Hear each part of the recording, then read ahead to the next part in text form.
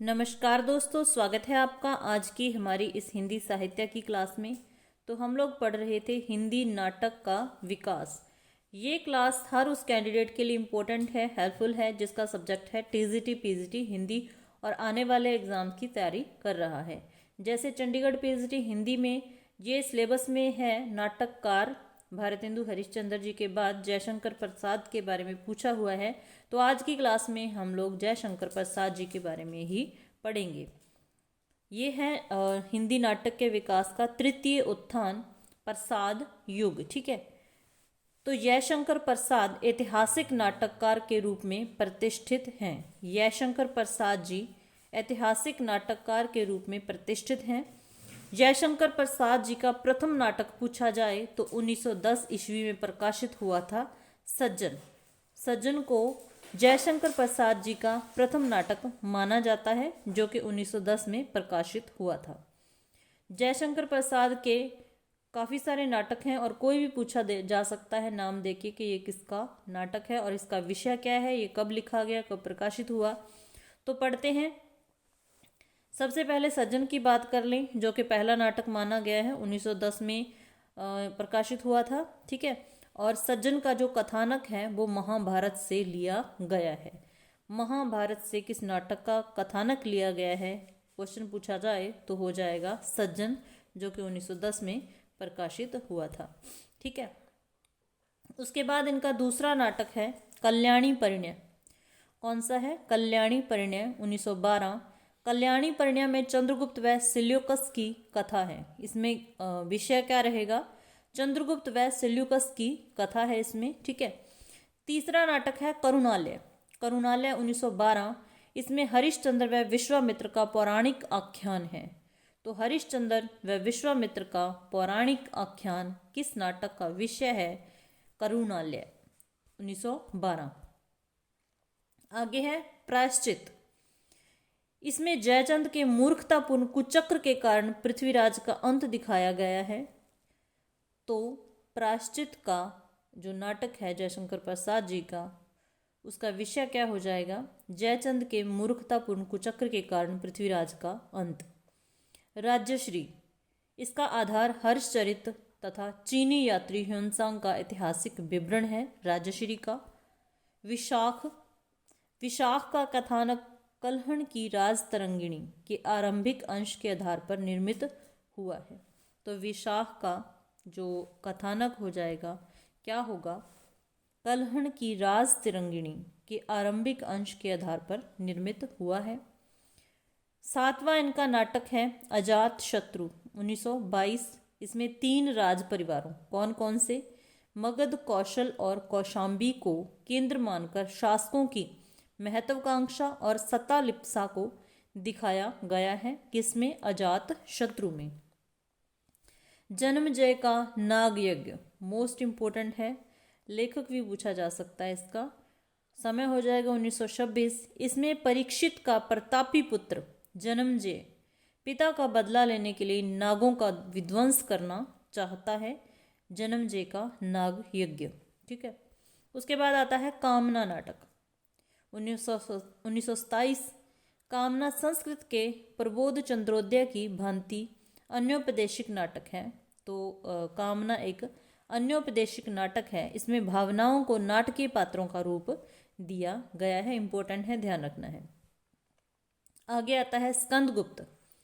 इसमें कुमारगुप्त के विलासी साम्राज्य की उस स्थिति का चित्रण हुआ है। यहाँ आंतरिक कलह, संघर्ष और विदेशी आक्रमणों के फलस्वरूप उसके भावी क्षय के लक्षण प्रकट होने लगे थे। ठीक है, एक घूंट 1930। इसमें आनंदवादी सिद्धांत को व्यवहारिक भूमि पर खड़ा किया गया है। यह एक एकांकी नाटक है। तो एकांकी नाटक पूछा जाए तो एक घूंट हो जाएगा। ठीक है, एकांकी नाटक पूछा जाए तो एक घूंट हो जाएगा। चंद्रगुप्त। आगे आता है चंद्रगुप्त। इसका जो कथानक है प्रसिद्ध ऐतिहासिक घटनाओं, अलेक्जेंद्र का आक्रमण, नंद वंश का नाश, सिल्यूकस का प्राभव, चंद्रगुप्त की प्रतिष्ठा के आधार पर निर्मित है। तो इसमें ऐतिहासिक घटनाएं हैं किसमें? चंद्रगुप्त में। 13वां इनका नाटक है ध्रुव स्वामिनी, मोस्ट इम्पोर्टेंट है, 1933। ध्रुव स्वामिनी नाटक विशाख के देवी चंद्रगुप्त के आधार पर लिखा गया है। सन 1912 में कल्याणी परिणय का प्रकाशन नागरी प्रचारिणी पत्रिका में हुआ था। तो कल्याणी परिणय का जो प्रकाशन है किसके द्वारा किया गया? नागरी प्रचारिणी पत्रिका में, ठीक है। चंद्रगुप्त नाटक कल्याणी परिणय का ही परिवर्धित रूप है। चंद्रगुप्त जो नाटक है कल्याणी परिणय का ही परिवर्धित रूप है। प्रसाद के नाटक चंद्रगुप्त का प्रकाशन सन 1933 में हुआ था अभिनव चंद्रगुप्त के नाम से। किस नाम से हुआ? अभिनव चंद्रगुप्त के। तो ये भी छोटी छोटी चीज़ें याद रखनी है, प्रश्न में कुछ भी पूछा जा सकता है। तो आगे पात्र पूछे जाते हैं पेपर में कि कौन सा पात्र किस नाटक से संबंधित है। तो स्कंदगुप्त में कौन कौन से पुरुष पात्र हैं, कौन सी स्त्री पात्र हैं, तो ध्यान रखना है। स्कंदगुप्त जो नाटक है उसमें पुरुष पात्रों में आ जाएंगे पृथ्वीसेन, स्कंदगुप्त, भट्टार्क, वंदुवर्मा, महादंड नायक, पुरुगुप्त और कुमार गुप्त।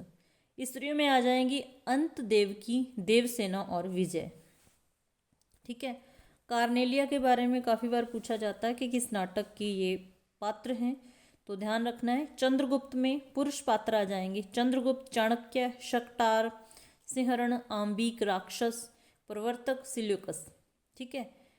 और स्त्रियों में आ जाएंगी कार्नेलिया, कल्याणी, एलिस, मालविका, अलका, सुवासिनी, ठीक है।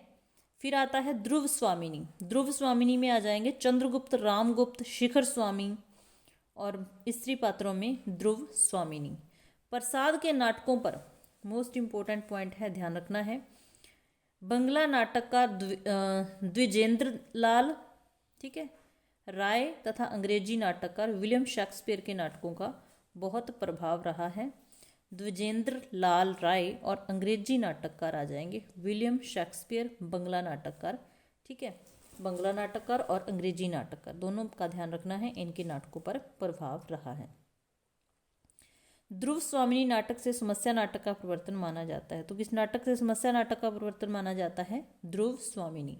इसमें अनमेल विवाह समस्याएं कौन कौन सी? अनमेल विवाह, तलाक व पुनर्विवाह की समस्या को उठाया गया है। आगे इनके नाटकों से संबंधित कुछ संवाद हैं, किसके द्वारा बोले गए हैं और किसके सामने या किसके लिए बोले गए हैं, इस तरीके से प्रश्न बन सकता है, तो ध्यान देना है। सबसे पहले चंद्रगुप्त नाटक से संवाद है। मुझे इस देश से जन्मभूमि के समान स्नेह होता जा रहा है। यहाँ के श्यामल कुंज, घने जंगल, सरिताओं की माला पहने हुए शैल श्रेणी, हरी भरी वर्षा, गर्मी की चांदनी, शीतकाल की धूप और भोले कृष्क तथा सरला कृष्क बालिकाएं, बाल्यकाल की सुनी हुई कहानियों की जीवित प्रतिमाएं, यह स्वप्नों का देश, यह त्याग और ज्ञान का पालना, यह प्रेम की रंगभूमि भारत भूमि क्या भुलाई जा सकती है? कदापि नहीं। यह अन्य देशों की जन्मभूमि है, यह भारत मानवता की जन्म भूमि है, ठीक है। तो ये कथन कहे हैं, ये संवाद कहे हैं कार्नेलिया ने चंद्रगुप्त से, ठीक है। कार्नेलिया ने चंद्रगुप्त को कहा है ये सब, तो ध्यान देना है। नाटक कौन सा? चंद्रगुप्त हो जाएगा। आगे छोटे छोटे कथन हैं, संवाद हैं इनके नाटकों के, तो इन पर विशेष ध्यान देना है, क्योंकि आपके जो सिलेबस है उसमें नाम दे रखा है कि आपने इस नाटककार के बारे में पढ़ना है, इसके बारे में पढ़ना है, तो इम्पोर्टेंट हो जाती हैं सारी चीज़ें। यदि प्रेम ही जीवन का सत्य है तो संसार ज्वालामुखी है, ये भी कहने वाली है कार्नेलिया सुवासिनी से, ठीक है। कार्नेलिया के शब्द हैं, सुवासिनी को कहे गए हैं। आगे है महत्वाकांक्षा का मोती निष्ठुरता की सीपी में रहता है, ये चाणक्य ने चंद्रगुप्त से कहा है, ठीक है।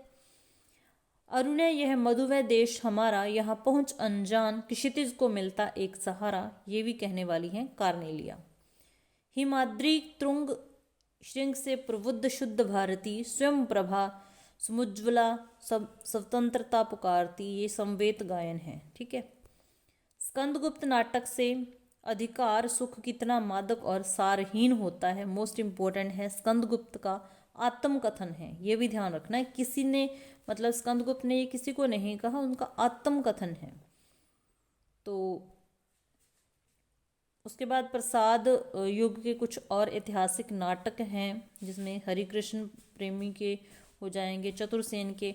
लेकिन आपने जो पढ़ना है ज़्यादा जयशंकर प्रसाद जी के बारे में ही पढ़ना है। तो आज की क्लास में हमने जयशंकर प्रसाद जी के नाटकों के बारे में पढ़ लिया है।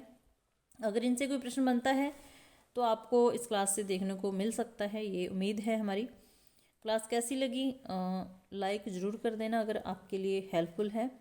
तो मिलते हैं फिर ऐसी ही नेक्स्ट क्लास में। क्लास देखने के लिए धन्यवाद।